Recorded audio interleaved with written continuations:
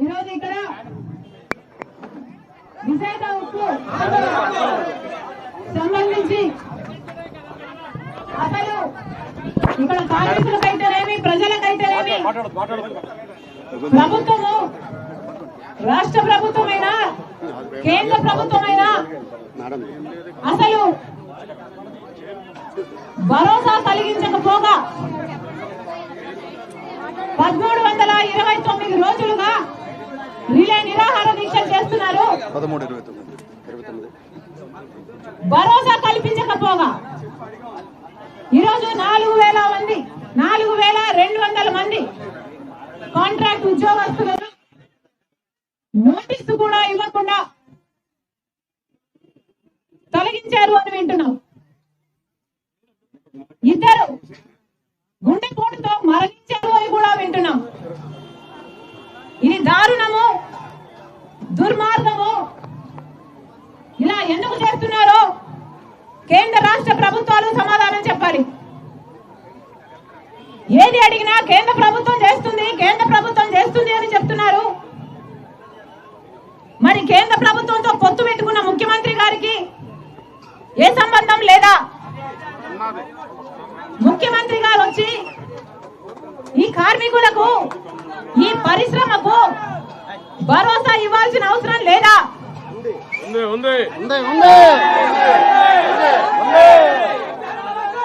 రాజశేఖర రెడ్డి గారు ముఖ్యమంత్రిగా ఉన్న రోజుల్లో మన ఆంధ్ర రాష్ట్రానికే, ఉమ్మడి ఆంధ్ర రాష్ట్రానికే విశాఖ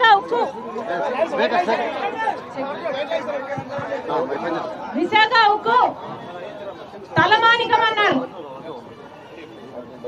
మనందరం గర్వంగా చెప్పుకోతగ్గది అన్నారు విశాఖ స్టీల్ గురించి రాజశేఖర రెడ్డి గారు. ఆయన ముఖ్యమంత్రిగా ఉన్న రోజుల్లో ఎన్ని రకాలుగా వీలైతే అన్ని రకాలుగా విశాఖ ఉక్కును ఆదుకున్నారు. ఆ రోజుల్లో 3 మిలియన్ టన్నులు ప్రొడ్యూస్ చేసే ప్లాంట్ అయితే 7 మిలియన్ టన్స్ వరకు ఇది ఉత్పత్తి చేసేటట్టు రాజశేఖర రెడ్డి గారు ప్రోత్సహించారు. అంతేకాదు 20 మిలియన్ టన్నుల యూనిట్ గా దీన్ని తయారు చేయాలి అన్న బ్లూ ప్రింట్ కూడా రాజశేఖర రెడ్డి గారు తయారు చేశారు. ఒక క్యాప్టివ్ మైన్ సొంతంగా విశాఖ స్టీల్ ఉండాలి అని రాజశేఖర రెడ్డి గారు ఆ రోజుల్లో అనంతపురం జిల్లాలో ఒక క్యాప్టివ్ మైన్ ఏర్పాటు చేస్తూ ట్రైపార్టీ అగ్రిమెంట్ కూడా చేశారు. కానీ దురదృష్టంగా ఆయన వెళ్లిపోయారు. ఆ తర్వాత వచ్చిన ప్రభుత్వాలలో ముఖ్యమంత్రుల్లో ఒక్కరంటే ఒక్కరైనా మళ్ళీ విశాఖ స్టీల్ గురించి ఆలోచన చేశారా? చంద్రబాబు గారు చేయలేదు, జగన్మోహన్ రెడ్డి గారు చేయలేదు. ఇప్పుడు మళ్ళీ ముఖ్యమంత్రి చంద్రబాబు గారు ఉన్నారు. ఈయన కూడా మళ్ళీ దీన్ని మోసం చేసే ప్రయత్నమే చేస్తున్నారు. ఇది సెంటిమెంట్ తో కూడిన ప్లాంట్. మేము పోగొట్టుకోము, ప్రైవేటైజ్ చేయము అని చంద్రబాబు గారు ఒక పక్క చెప్తూనే ఉన్నారు. ఇంకో పక్క 4000 మంది ఉద్యోగాలు పీకేశారు.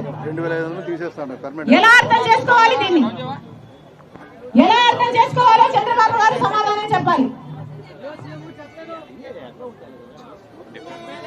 ఎప్పటి నుండో ఇక్కడ కార్మికులు దాదాపు 30,000 మందికి పైగా 30,000 మందికి పైగా ఉద్యోగస్తులు పనిచేస్తున్నారు. వీళ్ళందరూ ఎప్పటి నుంచో డిమాండ్ చేస్తున్నారు. క్యాప్టివ్ మైన్ కావాలి అని, సెయిల్ లో దీన్ని విలీనం చేయాలి అని, కార్మికుల జోలికి రాకూడదు అని, వీళ్ళ బ్రతుకులకి ఈ ప్లాంట్ కి భరోసా కలిగించాలి అని. కనీసం ఒక బెయిల్అవుట్ ప్యాకేజ్ కూడా ఇంతవరకు ప్రకటన చేయలేదు ముఖ్యమంత్రి గారు. మరి ఎందుకు పొత్తు పెట్టుకున్నట్టు కేంద్ర ప్రభుత్వంతో, బీజేపీతో ఎందుకు పొత్తు పెట్టుకున్నారో చంద్రబాబు గారు సమాధానం చెప్పాలి. పవన్ కళ్యాణ్ గారు కూడా సమాధానం చెప్పాలి. పార్టీ వాళ్ళకు ఏం చేసిందని? ప్రత్యేక హోదా ఇవ్వలేదు, రాజధానికి డబ్బులు ఇవ్వలేదు, పోలవరం కట్టలేదు, విశాఖ స్టీలును ఆదుకోలేదు. ఎందుకు మద్దతు ఇస్తున్నారు మరి చంద్రబాబు గారు? కనీసం ఒక్క అష్యూరెన్స్ అయినా తేలేకపోయారా చంద్రబాబు గారు? విశాఖ స్టీలును మేము రక్షించుకుంటాము అని ఒక్క మాటైనా ఇక్కడికి వచ్చి ఎందుకు చంద్రబాబు గారు ధైర్యంగా చెప్పలేకపోతున్నారో సమాధానం చెప్పండి. కాంగ్రెస్ పార్టీ డిమాండ్ చేస్తుంది, చంద్రబాబు గారు వెంటనే రావాలి, చంద్రబాబు గారు ఇక్కడికి రావాలి,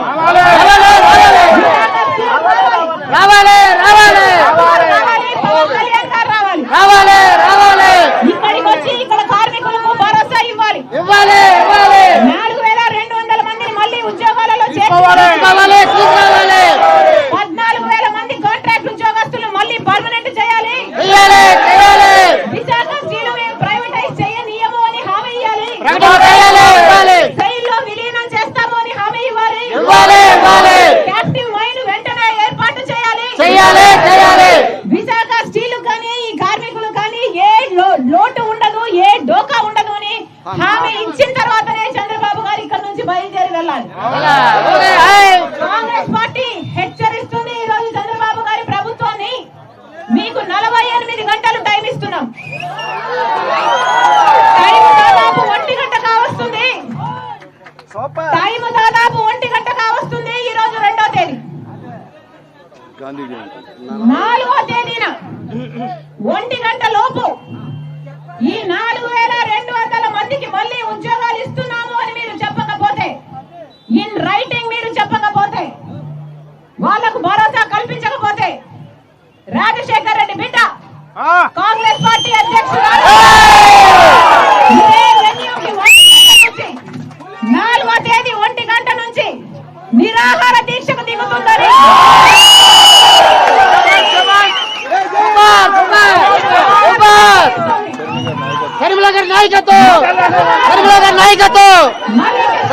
నాయకత్వం 4200 మందిని మళ్ళీ ఉద్యోగాలలోకి తీసుకుంటున్నాము అని హామీ ఇవ్వాలి చంద్రబాబు గారు. వాళ్ళకు ఈ రైటింగ్ వాళ్ళ చేతుల్లో పేపర్ ముక్క పెట్టాలి చంద్రబాబు గారు. పెట్టని నేపథ్యంలో 4వ తేదీ 1 గంట నుంచి షర్మిలారెడ్డి ఇక్కడ నిరాహార దీక్ష చేస్తారు.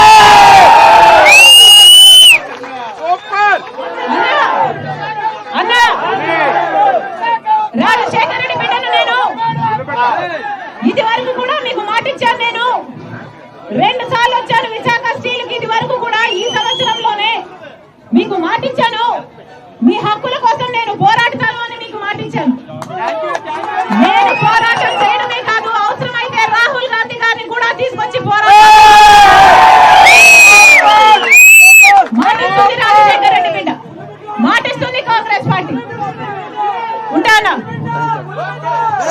నాయకత్వం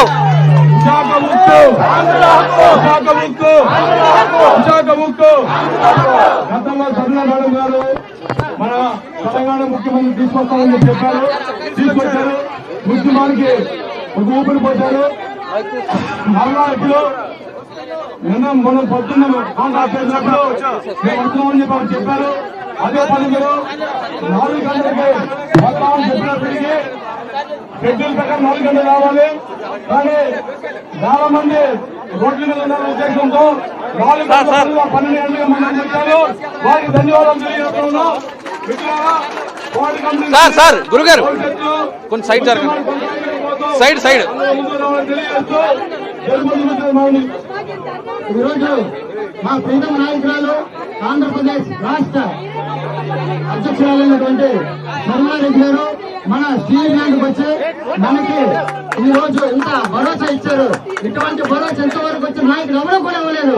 భరోసా ఇచ్చారు కాబట్టి ఆయనకి కాంగ్రెస్ పార్టీ తరఫు నుంచి కాంగ్రెస్ పార్టీ తరఫు నుంచి అలాగే కోట ఐడెంటిఫికేషన్ కూడా ప్రత్యేకమైన ధన్యవాదాలు తెలియజేస్తున్నాం. మేడం నా పేరు జగన్మోహన్ ముఖ్యాలు మేడం.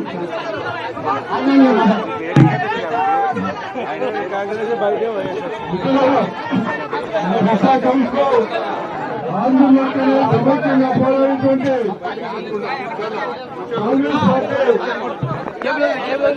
శ్రీమతి ఇందిరా గాంధీ గారు విశాఖ ఉక్కునే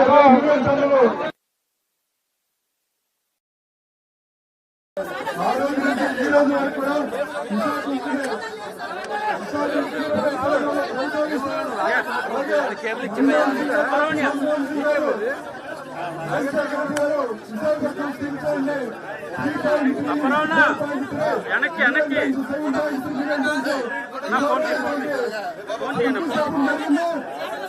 నిర్వాసులకి 22 మంది నిర్వాసులు కూడా కుటుంబానికి ఒకసారి ఉద్యోగం ఇస్తామని చెప్పేసి ఆ రోజు ఇందిరాగాంధీ వచ్చేసినటువంటి ఒప్పందాన్ని ఈ రోజు వరకు కూడా అమలు చేయాలని చెప్పేసి మనం పోరాటాలు చేస్తున్నాం. కొనసాగుతుంది. బీజేపీ గవర్నమెంట్ ఏదైతే ఉందో వారి యొక్క విధానాన్ని మార్చుకుని తెలుగు నాయకత్వం అంటే అవసరమైతే రాష్ట్రంలో ఉన్నటువంటి తెలుగు ప్రజలందరూ కూడా మీకు అభినందన తెలియజేస్తూ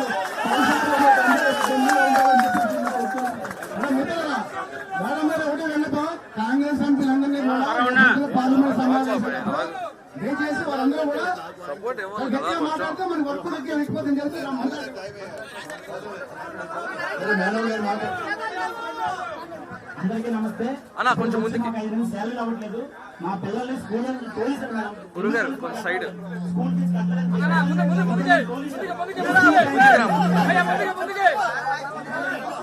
కొంచెం ముందుకు వేసుకుంటారా మీరు చైరు కొంచెం వేసుకోండి సార్.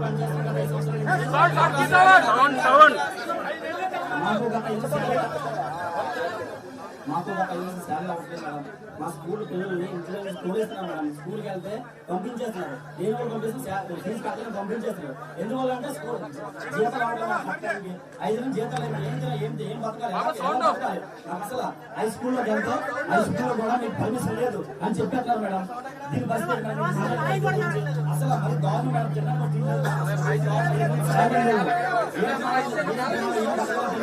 మేము అలా నిర్వాసిస్తున్నాం మేడం. దాంట్లో భూములు పోయి బుట్లు పోయి చాలా జాబ్ లేదు. ఎవరికి జాబ్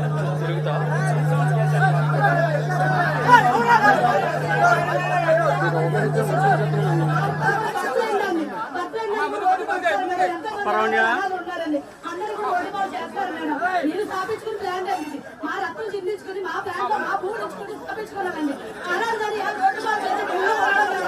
అలాగే మళ్ళీ ఏమన్నారంటే మాకు ఎందుకు కూడా రాదు అది కూడా మాకు చేయమని మేము కోరుకుంటాం మేడం. మా జీతాలు మాకు ఇచ్చి మమ్మల్ని మాత్రం బ్యాంక్ లో బయట చేయండి మేడం. మాకు చేయండి చాలు.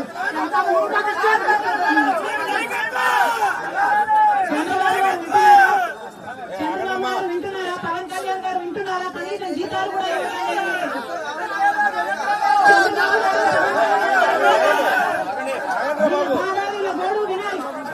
పిల్లలకి తిండి లేదు. పిల్లల్ని స్కూల్ పంపించుకోవడానికి కూడా డబ్బులు ఏమన్నా స్కూళ్ళలో నుంచి కూడా వెళ్ళబోతున్నాడు. మా పరిస్థితి ఏమిటి అని అడుగుతున్నారు. 5 నెలలు బట్టి వాళ్ళు జీతాలు ఇవ్వకపోయా ఈరోజు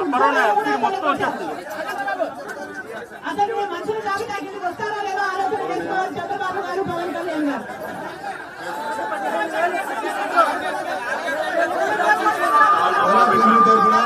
హృదయపూర్వకంగా రంగారెడ్డిగా ధన్యవాదాలు తెలియజేస్తున్నాం. కానీ పిసిసి అధ్యక్షులుగా స్పందించి ప్రభుత్వం కానీ అదే రాకపోతే 4వ తేదీ 1 గంట నుంచి ఇదే శిబిరంలో అవసరం అడ్మినిస్ట్రేటివ్ దగ్గర పెద్ద కార్యక్రమం చేపట్టడానికి కూడా పోరాట కమిటీ సిద్ధమవుతుంది.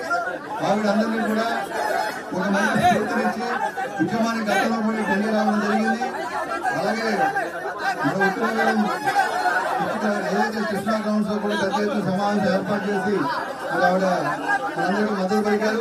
మన గాంధీ జయంతి నాడు ప్రత్యేకించి శ్రమ తీసుకొని మన ఉద్యమాన్ని మరొకసారి ఇచ్చిన హామీ మేరకు మనతో పాటు కలిసి పయనిస్తామని చెప్పినందుకు హృదయపూర్వక ధన్యవాదాలు తెలియజేస్తూ ఆమె రాకతో తప్పనిసరిగా కేంద్రంలో ఉన్న ఎన్డీఏ ప్రభుత్వం కలుగుతుంది. రాహుల్ గాంధీ గారి చేత మిగతా ఎంపీల చేత కూడా పార్లమెంట్ లో కానీ వారి చేత కూడా వాయిస్ వినిపించాలని, అవసరమైతే రాహుల్ గాంధీ గారిని ఇక్కడ తీసుకొస్తానని చెప్పారు. గతం హుజూర్ టైంలో రాహుల్ గాంధీ గారు ఇదే ప్రయాణానికి వచ్చారు. ఇప్పుడు మీ సారథ్యంలో విశాఖ పరిరక్షణ కోసం తీసుకురావడం ఎంతైనా మీరు ప్రయత్నం చేయడం ఎంతైనా మంచిది. దానికి తగ్గట్టుగా మా సహకారం కూడా ఎప్పుడు ఉంటుందని కాంగ్రెస్ పార్టీ ఇందిరాగాంధీ గారు దీనికి శంకుస్థాపన చేశారు. దాన్ని అదే మాదిరిగా పునాది రాయి వేస్తే పివి నరసింహరావు గారు జాతికి అంకితం చేశారు. మన్మోహన్ సింగ్ గారు ఎక్స్పాండ్ చేయడం జరిగింది. ఇటువంటి కంపెనీకి కాంగ్రెస్ పార్టీకి అనుబంధం ఉంది. ఆ అనుబంధాన్ని మర్చిపోకుండా మీరు ఎప్పటికప్పుడు గుర్తు చేస్తూ పెద్దలు రాజశేఖర రెడ్డి గారు మా అందరికి కూడా పెద్దలు గురువర్యులు ఆయన నేతృత్వంలో విశాఖపట్నం స్టీల్ ప్లాంట్ ప్రతిపత్తి కావాలని, విశాఖపట్నం స్టీల్ ప్లాంట్ ఎన్ఎండిసిలో కానీ స్టైల్లో కానీ విలీనం చేయాలని కోరడమే కాకుండా ఈ కంపెనీకి మైన్స్ కావాలని, నిర్వాసితులకు 50% ఉద్యోగాలు తీసుకురావడంలో ఆ మహానుభావుడు చేసిన కృషి ఎప్పుడు కూడా మర్చిపోలేం. కాబట్టి మీరు వచ్చి ఒక ఉద్యమానికి ఒక కొత్త పందా ఇచ్చినందుకు హృదయపూర్వకంగా మీకు ధన్యవాదాలు తెలియజేస్తూ ముగించాను.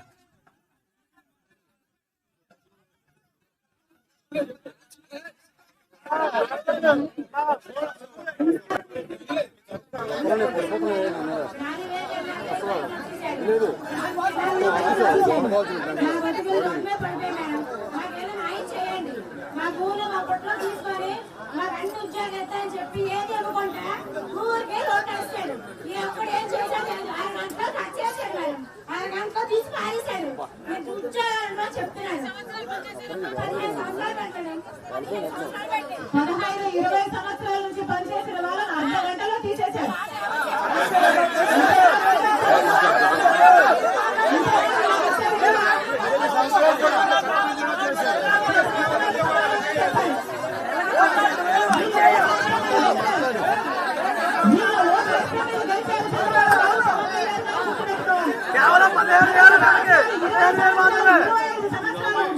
ఉద్యోగాలు చేసిన వాళ్ళకు పర్మనెంట్ చేయకపోగా 5 నెలలుగా జీతాలు ఇవ్వకపోగా అర్ధ గంటలో తీసేశారంటే వాళ్ళు ఆవేదన వెళ్తున్నారు.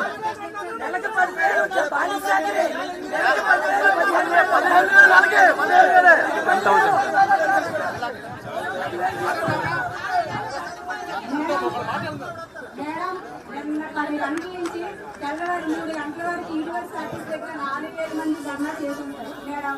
సార్లు ఎవరు బయటకు రాకుండా గేటికి తాళాలేసి అందరూ ఉన్నాం మేడం. ఏ పరిష్కారం రాలేదు మేడం. అందుకు మీరు పరిష్కారం చెప్తే ఇక్కడి నుంచి వెళ్ళాలి. అడుగు కాల్సారు. ఓట్లేసిన వారికి ఒకరు మాట్లాడారు. అడుగు కాల్సారు.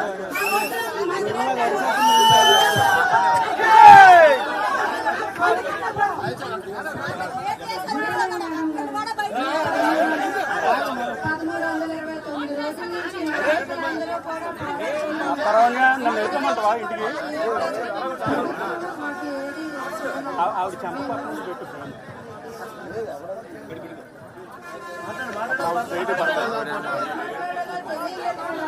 ఎందుకంటే సడన్ గా 4025 కుటుంబాలు బయటకు పడ్డాయి మేడం. 4000 మంది మొత్తం. కానీ మాకు కేంద్ర ప్రభుత్వం, మాకు మోడీ ప్రభుత్వం మాకు ఇప్పటికీ కూడా మీ ప్రభుత్వం, మీ విశాఖ స్టీల్ ప్లాంట్ ప్రభుత్వ రంగంలోనే కొనసాగిస్తామని చెప్పలేదు. మేము 25,000 ఎకరాలు భూములు ఇచ్చాం మేడం. ఆనాడు ఇందిరాగాంధీ శంకుస్థాపన చేసినప్పుడు 64 గ్రామాలు తరలిచ్చారు మేడం. మాకు 16,600 ఆర్కాడ్లు ఇచ్చారు. ఇంకా 8,500 ఆర్కాడ్లు అలాగే ఉండిపోయాయి. అయినప్పటికీ కూడా మాకు కాకపోయినా, మా పిల్లలకు కాకపోయినా, మా మనవలకైనా ఉద్యోగాలు వస్తాయని మేము అలాగే ఎదురు చూస్తున్నాం. ఎందుకంటే మా ఆర్కాడ్లు ఇంకా అలాగే ఉన్నాయి.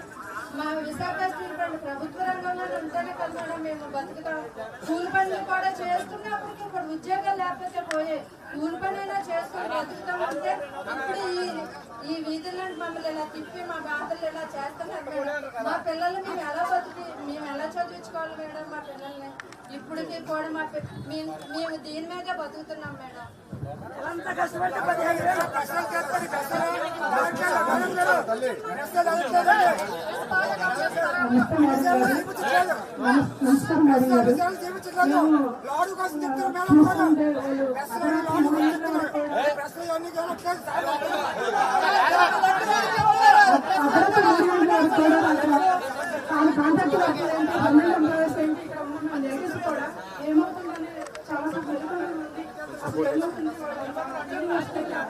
వాళ్ళు ధర్నా చేస్తారు. ఏమవుతుంది ఏంటి ఆలోచించాలి.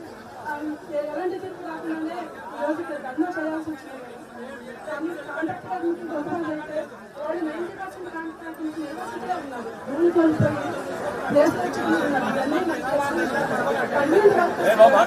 ఈరోజు రిటైర్మెంట్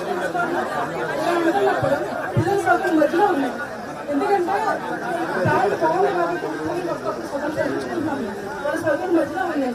ప్లాంట్ పరిస్థితి బాగుందంటే వాళ్ళు ఏదో చిన్న అందాజుగా ఒక అపార్ట్మెంట్ ఒక ఇల్లు అంటే కొనుక్కున్నారు. ఈరోజు జీతాలు రానప్పుడు ఈఎంఐ కట్టుకోలేదు. ఏదున్నా కూడా ప్రభుత్వం వచ్చినాక కెమెరాలు ఉన్నాయి, ఏంటంటే ఫస్ట్ వాళ్ళు తీసుకొచ్చినా కూడా ఫస్ట్ పెట్టి మహిళలు పెరగాలి. మేము పిల్లల్ని చదివించుకోవాలి, ఇలాంటి పరిస్థితుల్లో మాకు సరైన న్యాయం జరగాలి. అత్యధికంగా ఇక్కడ మేము ఎమ్మెల్యేలు గెలిపించాలి. ఎందుకంటే ప్రభుత్వం ఏం చేయలేదు కాబట్టి ప్రభుత్వం చేస్తామని ఒక ఆశ వాళ్ళు మాకు అలాంటి హామీ ఇచ్చారు. ఈరోజు ఏదైనా చెప్తున్నాం మనం. ఎందుకంటే ఇలాంటి పరిస్థితుల గురించి ఆలోచించే నాయకులు ఎవరూ లేదు. మాకు తక్షణం న్యాయం జరగాలి. మహిళా సంఘంగా మేము ప్రతి పోరాటంలో మేము పాల్గొంటాం. అలాగే భవిష్యత్తు దశ పోరాటంలో కూడా మాకు పార్టిసిపేషన్ ఉంటుంది. మాకు అదే న్యాయం జరగాలి. మిత్రులారా, మేడం గారు ఆల్రెడీ చెప్పారు. ఇప్పుడు మీటింగ్ స్టార్ట్ అయింది. ఒక్క నిమిషం, మీటింగ్ స్టార్ట్ అయింది. లేబర్ డిపార్ట్మెంట్ కి ఉత్తరం పెట్టుకుంటే మన సమస్య ఉందని, ఎప్పుడైనా ఆ సమస్యని ఆ లేబర్ డిపార్ట్మెంట్ ఉత్తరం పెట్టుకున్న తర్వాత 3 రోజులకో 5 రోజులకో 6 రోజులకో మీటింగ్ పిలుస్తారు. నిన్న మీటింగ్ స్టార్ట్ అయింది, గొడవ స్టార్ట్ అయింది. లోపల టీవీలో స్క్రోలింగ్ వేస్తా ఉన్నారు, గొడవ నడుస్తా ఉన్నారు, 2 మంది బందీలుగా ఉన్నారు అక్కడ. ఈ లోపల ఆగ మేఘాల ఆర్ఎస్సీ గారు అక్టోబర్ 2 పబ్లిక్ హాలిడే దేశవ్యాప్తంగా ఈ రోజు మీటింగ్ పిలిచారంటే కేవలం ఈ పోరాటం మాత్రమే. అయితే అక్కడ చర్చలు నడుస్తా ఉన్నాయి. నిన్న మేడం గారు చెప్పినట్టుగా రిటర్న్ గా మరో గంట గడిలో రావాలి. రాకపోతే ఆవిడ చెప్పినట్టుగా 4వ తారీఖు 1 గంట కూర్చుంటే వేలాది మంది ప్రభుత్వాలకు కూడా సమస్యలు వస్తాయి. ప్రభుత్వాల సమస్యలు తెచ్చుకోవద్దు. కాబట్టి ఇది ప్రజాప్రాణాన్ని కాపాడాలని బాధ్యత రాష్ట్ర ముఖ్యమంత్రి గారు తీసుకోవాలని చెప్పేసి డిమాండ్ చేస్తూ మాట్లాడుతున్నారు.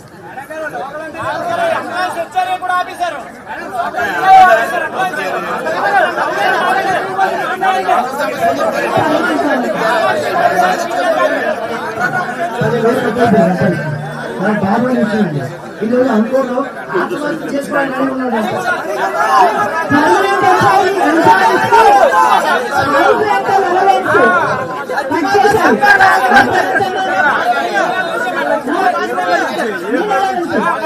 చంద్రబాబు గారి ఓట్లు ఎందుకు వేసినట్టు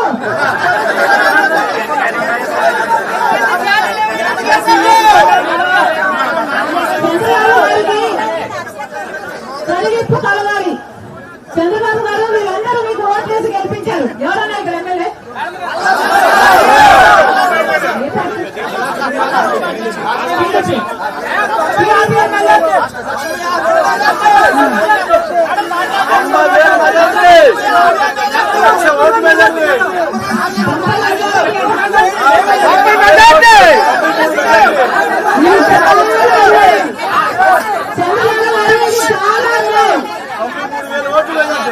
చంద్రబాబు గారు చాలా అన్యాయం. ఇక్కడ ప్రజలు మిమ్మల్ని నెత్తర పెట్టుకున్నారు. మీ ఎమ్మెల్యేని 90,000 మెజారిటీ బంపర్ మెజారిటీతో గెలిపించారు.